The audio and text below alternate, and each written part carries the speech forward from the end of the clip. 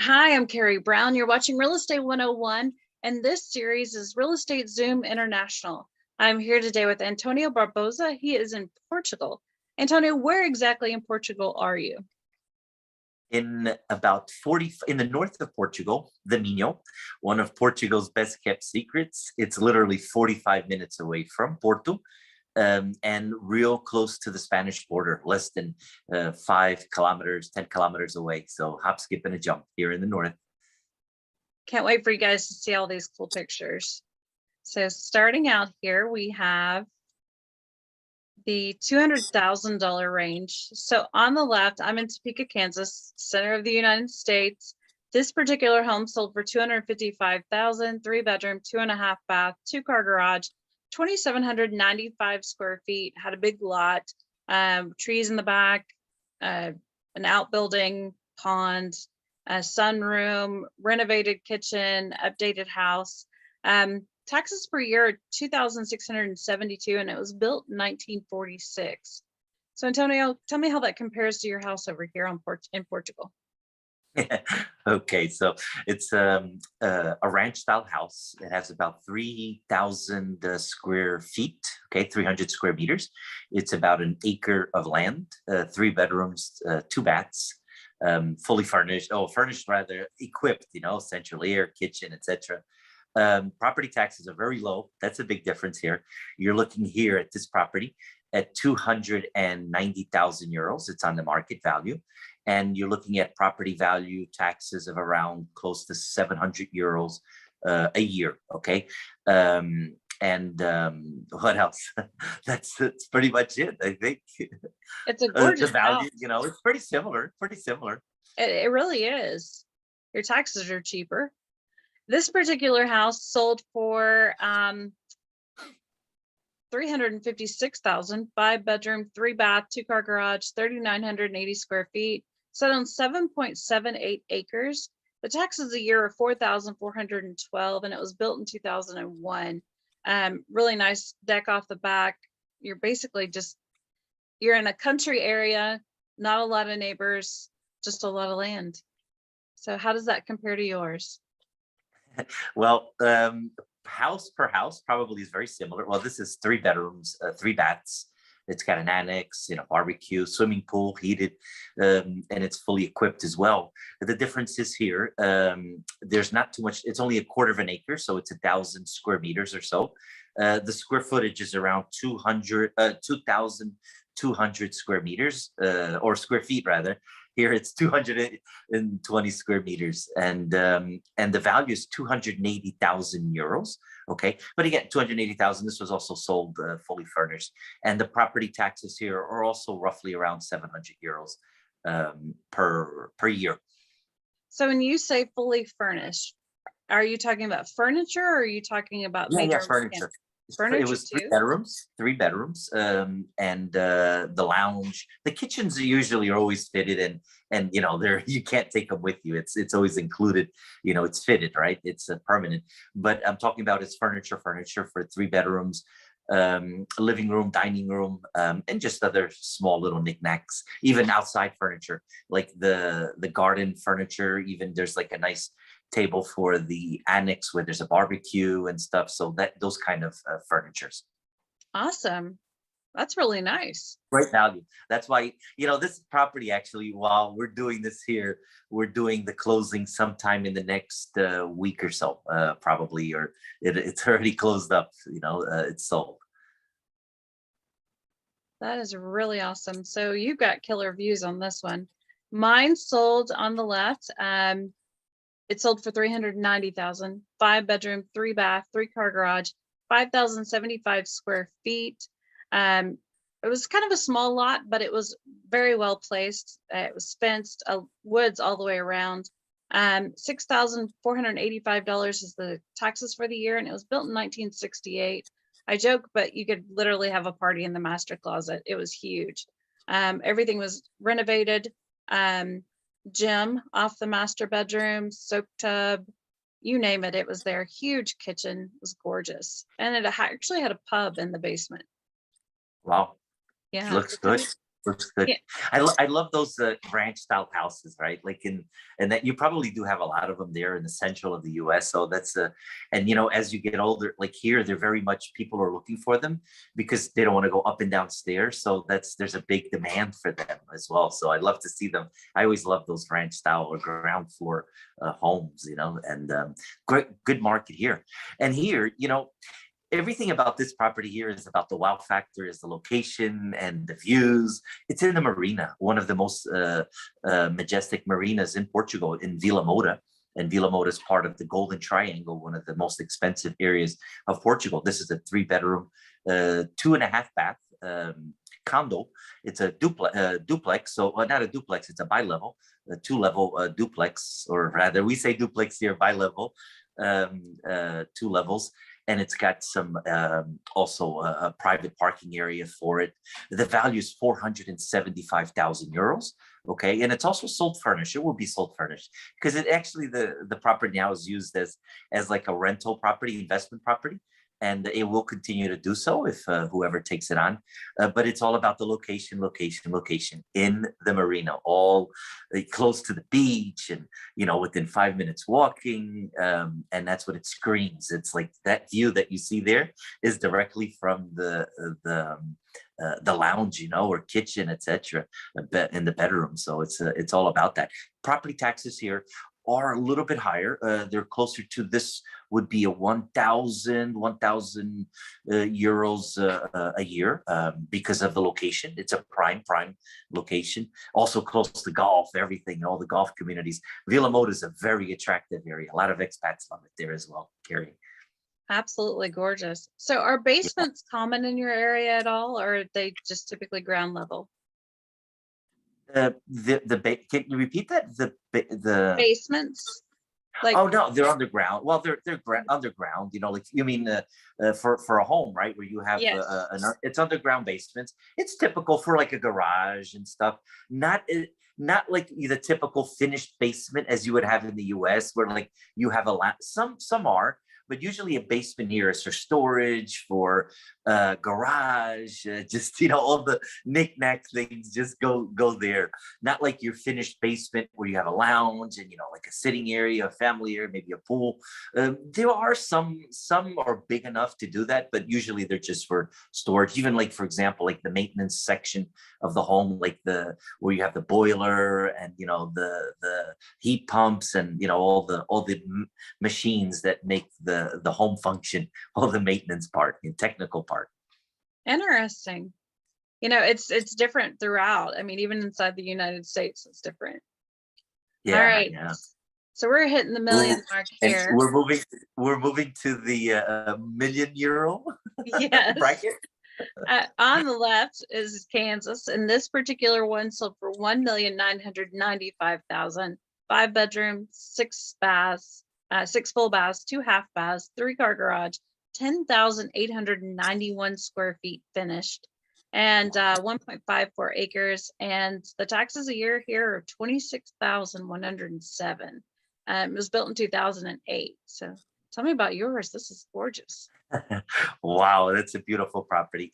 When I think of that property there, I really do think of that typical McMansion, right?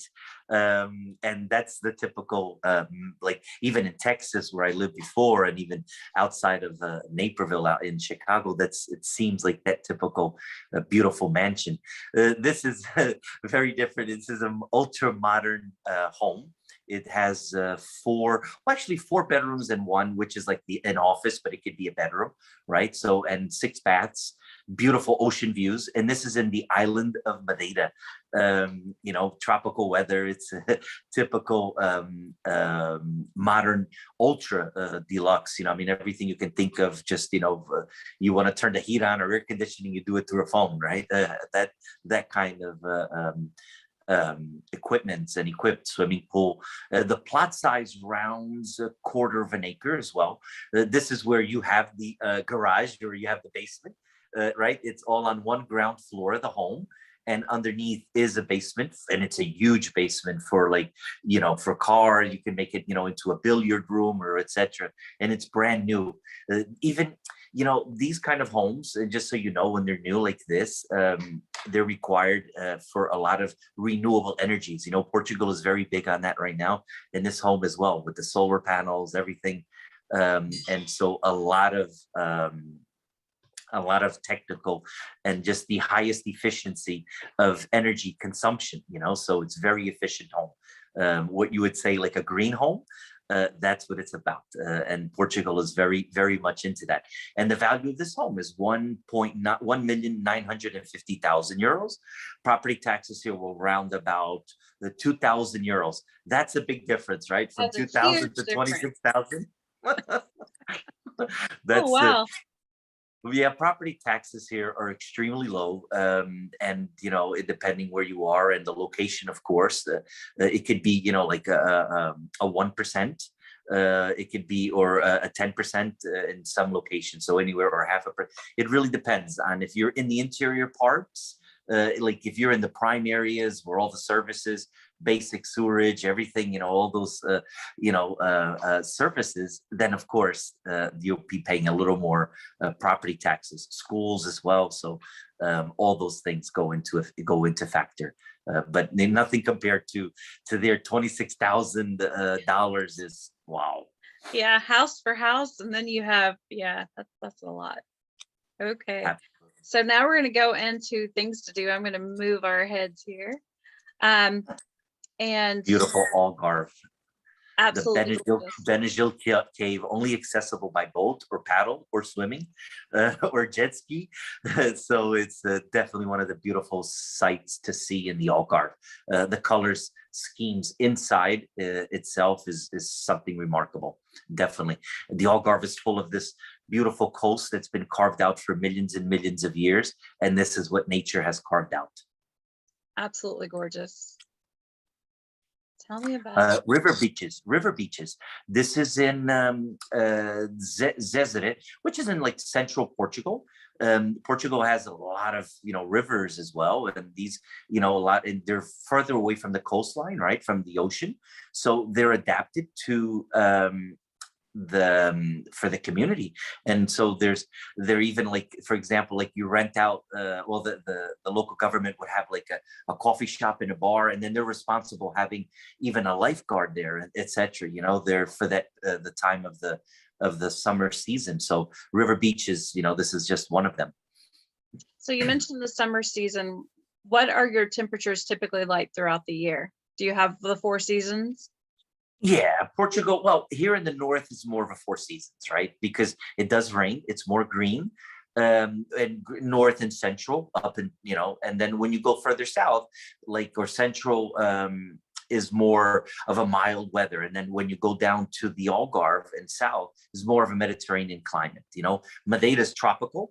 The Azores Islands is also a little bit in between 4 seasons. There is, believe it or not, there's one of the islands that it's so high, there's a mountain cap. There is snow on that mountain cap. We don't typically get snow here, other than if you go into the highest points in the central part of Portugal, the Serra da Estrela. So high temperatures in the summer would go in the mid 30s, which is like in the 80s, 90s. Okay. On average, and then low temperatures of this is, but in the north it's a little bit different. But let's just say, and then wintertime, it does get down a little bit chillier to in the 60s. Like today is a beautiful sunny, it's a winter day. We're in mid January, and it's like almost 63 degrees, 64 degrees, Carrie. The difference is here in the north that there's a high and low where you can get up to mid 60s, but then you'll get up to like 40 degrees, which is still not bad. You know what I mean? Like you put on a coat or so. It's not freezing or snow or anything like that. The winter is characterized here by rain. That's what the cold is. It's the rainier, because when the sun is shining, it's a beautiful sunny day. So here right now it's like 5 degrees, and the snow actually just melted the other day. So wow, there's a big 5 degrees Fahrenheit, right? 5 degrees Fahrenheit. Yes. Okay, 5 degrees Fahrenheit is around 20, 30 degrees here. No, 5 degrees Fahrenheit. Yeah. Oh, that's like I'm that's like low Celsius. I don't know what the conversion, but that's cold. Yeah, that's cold. I don't think you see that there. This No, actually, no. whenever I blew this up, it actually took the peak out of the heart, but this forms an actual heart. Tell me Yes, about. it is. It's carved. It's in one of the. It's in the Algarve in the. It's Praia da Marinha. It's called Valentine's Beach, right? Or like boyfriend girlfriend's beach or area because during the Valentines and a lot of couples go there. But it's really also what nature just carved out there in the rocks. And if you take the picture from a certain angle, that's what you see. That's what it is, and it's like a perfect heart. It's gorgeous. Yeah. All right. So wine country. Oh, the Douro. Talk about wine. Douro, the terrace lined wine plantations. Porto. Porto wine is probably one of the most recognized wines in the world, of course, right? But the Douro wine is one of the just my favorite. It's my favorite. Just the wine regions. Portugal has 12 of them. This is the Douro region and the Douro River, where you have these terrace-lined. It's also UNESCO's World Heritage for Patrimony. It's recognized here. So beautiful. Also, it's just about this region of the Douro Valley is about, say, less than an hour from Porto. Okay, so even taking a nice boat ride up is a beautiful thing to do. Beautiful day to spend. So tell me about this. This is also, yeah, Porto and just a few other the color schemes, the the boats that used to carry. Now the port wine years ago, they're more for fishing and just for tourism going up and down the river. So those boats, and that's along the Porto. And some other, there's a beautiful church there. Also the trolleys that we still exist here in Porto and Lisbon, they still have them. Okay, let's go back to this. What is travel like right now as far as COVID? Do you have to wear a mask everywhere you go? How are you guys doing it? As of January 10th, we were very good, but the numbers just shot up, but the thing is that it's controlled. We're in terms of hospitals and everything, and it's free to come in. You can come in for leisure or travel, leisure and work related. You can come into Portugal, and all you need is anyone that comes by plane. You do need, independently, even if you're vaccinated or not vaccinated, you got to have the PCR test 72 hours. That's what's mandatory. And anywhere you go, if you go into hotels, etc., public places, they're going to ask you always for the certificate or the antigen test or the PCR test that, and it has to be valid for 72 hours, or actually 48 or 72 hours, doesn't matter. But you can pick up, even if you come, you pick up, as long as you come, you have to come into Portugal. I don't think they're not even going to let you fly out of anywhere, wherever you are, your country of origin, to visit here. But once you're here, and then if you go to a pharmacy, local pharmacy, etc. Most hotels or even restaurants, they'll have someone. They have the quick test to do it, and that's just it's something they do. Masks, of course, it's mandatory in the local places, like if you go into just where social distancing is not possible. But we're used to wearing masks here for a long time already. That's nothing new. Okay, tell me about this. Praia do Camilo, in right outside of Lagos, a very small little quaint little beach, easy access, but it gets crowded. It does get crowded. This was you have to take, when early in the mornings or something, and it's you could see like beautiful water. It's Mediterranean, again, what nature carved out and left at little spaces, so where people can go and just appreciate the great weather and the warm water. That's what's characterized by the Algarve, warm water, Carrie. Awesome. All right, so now we start. Nothing like the Caribbean. Oh, that looks like it, although I'm sure that's Kansas, but although it looks like our Capitol building here in Porto, it's very similar, but this is typical of Kansas, right? This is actually our Capitol building, and what I'm finding is as I'm doing these interviews, either it corresponds with someone else's capital or it's very similar to a church. So, or like a government building of some sort. So everybody gets Oh confused yeah, when I yeah. get to the slide because they think it's theirs. So this Yeah, particular even one is, like a go ahead. even, and not even like a government building here for the what you would call the House of Representatives, right? Our House of Representatives very similar in that sense, without the dome. Yeah. Everything without the dome. It's funny. I was just talking to someone in Oklahoma and they recently got a dome put on. So, and they also, we actually have a Native American um, with a bow and arrow at the top of ours. And so does Oklahoma now. So really cool. It's the things Yeah, you learn while you're doing this. But this yeah, is our Capitol building. Inside is absolutely gorgeous. There are tours with COVID. You'd want to call ahead just to make sure that you can get through there, but it's definitely beautiful and a must see. And then Brown versus Board of Education, that actually happened here. This is down on Southeast Adams. Inside, there's a lot of history, museum, basically. Definitely something you'd want to see when you come here. Evel Knievel, all of his stuff is here. His motorcycles, his rockets, all the crazy stunts that he's pulled over the years, they're all here. So who really doesn't cool. remember Evil Knievel, right? I know, right?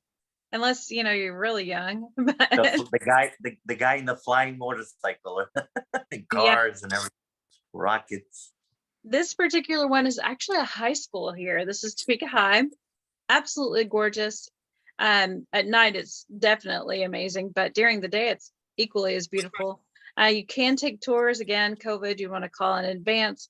The actual high school doesn't use the entire complex, but it's definitely in full use still. Lake Shawnee is actually a lake here. We have tulip time once a year, and they actually have tulip time in several different places throughout the city. This particular lake is a man-made lake. You can go out on any kind of boat structure. You can do jet skis. It's not a scuba diving lake. You won't be able to see your hand in front of your face, so it's not like the same water. It's dirty water, dark water. And then you can kayak, everything like that. Walking trails, there's an 8-mile trail around it, all beautifully landscaped, several different venues that you can celebrate with your family, ballparks. It's really gorgeous. We have the Topeka Zoo. We have a lot of animals. We have a lot of structures that are really cool that they've put in. We have a train that you can ride that goes around the park, and you can play. You can actually ride the train with your kids. It's a good sized train. So a lot to see here. And then we still have an active passenger train system. This is the Great Overland Station. We actually display the flags throughout other countries here too, in addition to the American flag. And the inside is absolutely gorgeous. And I understand you guys have this, don't you? Something similar? Yeah, I was just thinking of that. Like, it looks like in the north. Well, there's quite a few, but I'm thinking of one, Viana do Castelo. If you take away that structure in the front, the sculpture, and you change it into what we have, like it's the folklore dancers, okay, there, with their outfits and everything in bronze as well. It would look like it, and of course, with all the different flags. But it looks very, very similar architecture as well. Right. And here is all of your information. We're going to go to full screen here in a minute so you can actually see us both. There's a lot of things that I want you to hear about Portugal that we haven't talked about yet. But here is Antonio's information if you've ever decided you want to go visit or buy in Portugal. This is where you should go. And this is my information, my team's information. We'd love to help you in Kansas. And that is the end of that. Please subscribe to the YouTube channel and help us spread the word about this. I'd appreciate that a lot. All right, so now you get to see us both. Let me cancel out this participant thing here. All right, here we are. So one of the really cool things that I learned from you the last time we were recorded is that your healthcare is free. Mm-hmm. That's correct. With if you are a permanent resident, okay, and there's different ways you can go through that, whether through a golden visa process or passive income visa, or otherwise known as the D7 visa. Once you are considered you're a permanent resident here, you're entitled to all the benefits as any Portuguese citizen. So that includes healthcare, education, and all, because it's a social government, right? So all the services are included in your as a citizen of the country.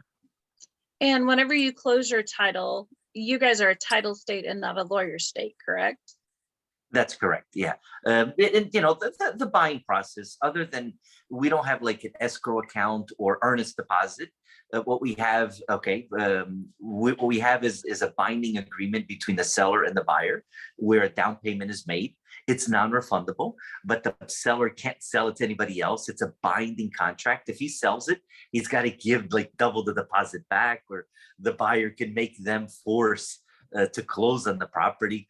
And so it's a secure way up until you do the actual closing. And then it's done, because in the land office registry, the details, if there's like a mortgage or a lien, everything is documented there, and it can never be done a closing or pass title to someone else until that's probably it has to be resolved first. So that's the first thing that always any solicitor, lawyer, and actually notaries here do the closing acts for the most part. A notary here is just below a judge, Carrie. Okay, they have the powers that they have.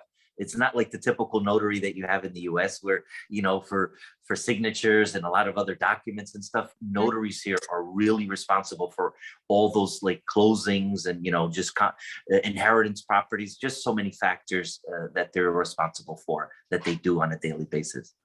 So just so everybody's aware, whenever you talk about not having escrow, you're actually giving what we consider escrow that goes to the title company to the actual seller. Exactly. Here we have like an intermediary that we give that money to, and they hold on to that. So that's the difference there. You guys, so we have an MLS system where we put all of our data, so every agent that's a part of that MLS can see it. You actually don't have that there, correct? No, and I wish we did. It's a blessing. You can imagine how you used to work like 50 years ago, archaic, 60 years ago, without MLS system or anything, right? Imagine, well, the brands themselves, they have their own internal MLS systems, but we have other way, there's like, it's similar, but it's not the same, because it's just not so accurate. You know what I mean? Like, in terms of prices, selling, etc. It's all about data and what's required by law, and so there's not everything is correct in that sense, but then having access to all properties, we basically do our business when we do with colleagues and networking, right? Other offices sharing listings, we have that, we do that as well, like you do in the US and everything. But it's different, where we also have we're listing agents and buyer representatives. We do have that here as well. They're dual agencies, where people can do where they either do they could do both, and so there is that, but no MLS system. It's something I wish we had here. It's a blessing that you guys have there, Carrie. I can imagine that, and basically, I think the consumer would benefit extremely from that, and the easiness, the data that you have, and so we're trying to work on it, getting it here. So who knows? So whenever you say the totally lost train of thought there, so we're just going to skip it. Investor market. Do you guys have a lot of investment properties for investors, and are there specific rules for them? Yeah, there is, and actually, the biggest, the rules are the same, and there's no whether it's and usually that qualifies under commercial real estate, in the sense where hotels or land developing to develop building, not only a home but in buildings itself. There's no difference. And actually the biggest part, or the biggest market right now for those kind of properties, are more in the healthcare or senior care living, also for logistics, etc. So Portugal is very that investment market is very, even office space, expansions of companies, that are moving here, warehousing, etc., logistics. So those kind of hotel chains, so those kind of investments are very sought after now in Portugal at the moment. But there's no the way you do it, it has to be, if it's a corporate name, it's under a corporate structure, etc. They probably just pay a little more tax, or the tax structure is a little different. Like even when you buy a property here, there is a property transfer tax. And so that tax structure may change a little bit when it's not residential, when it's commercial. But other than that, there's really no big difference. And when it comes to land, does your land pass with the property itself, or is it held separately by some other owner? No, it's a freehold. So the land is sold with the house, and it's yours. It's not like you lease. You can get a lease on it for 20 or 30, 40 years or 100 years. It's yours. You buy the land, the house, it's yours. It's registered, land office registry. There's a number that's attributed, whether it's a land, if it's a piece of land, or a house. They're attributed numbers that also for accounting and tax purposes. So everything is registered for that. And when it comes to the body of the contract, this is a question I didn't ask you before. So our contract itself is 6 pages. How many pages is your actual real estate contract? Depends on the contingencies. But normally like about four, 3 or 4, because it's very simple. It lists the seller, unless it's using a bank, okay? Unless you're using a bank, then it's about 20 pages. Oh, wow. Yeah, well, maybe not altogether, maybe close to 20 pages. If it's not 20, 15 to 20, because it lists everything, all the bank rules, everything. So it's all that. But if you're not using a bank, then maybe around 4 pages or so, because it's very simple. It just says who's selling, who's buying, and exactly what they're buying, and the price, and how they paid for it. It has to be declared. If it's a transfer, it's a check. If it's a bank loan, etc. So if it's a cash deal, because of money laundering, everything. So everything has to be documented. Bitcoin, you could use Bitcoin or cryptocurrency as long as it's defined there. And then basically, then it lists the certificate of occupancy license. It lists the land office registry number. It lists the tax office ID number of the property, etc. Those are the things. And, that's pretty much it. So in about 4 pages, it's a simple closing. But if you use a bank, then it's just paperwork and paperwork. So when we talk about you initial every sheet on the top right hand corner, and then you just sign the last page. Ours is on the bottom left. Okay, yeah. So whenever you say cash, here we can't actually bring cash to closing. We have to bring a cashier's check. Is it the same there, or can you just walk in with a big old boatload of cash? You can walk in. It does, because the notary will ask you, have you received payment? And you're not going to be counting the cash there. Previously, you go to the bank, etc., sort it out. But as long as it's any sale that's over 3,000 euros, it has to be declared if it's using cash, just because and where it came from, those funds for money laundering. But it does happen. It does happen. But usually it's certified check. I mean, but it does. We've had it. I mean, I can't say that I haven't done it. That I've done it. We've done it. We've all done it. Because the person that wants to receive it, they want to receive the cash, and or if it's a cashier's check, sometimes, because then there has to be a cashier's check. If there's like a mortgage on the property, then the bank, whatever it's owed on the first bank, they have to receive that as a cashier's check or bank certified check. So we've learned a lot. Thank you so much for coming on. I truly appreciate it. And when I come to Portugal, it's on the bucket list. I'm definitely going to hunt you down. So, but thank you so much. You're welcome, Carrie. It's a pleasure. And just reach out if anybody wants any other information about real estate or Portugal. Feel free to reach out. All of his information is in the slides, so just give him a call.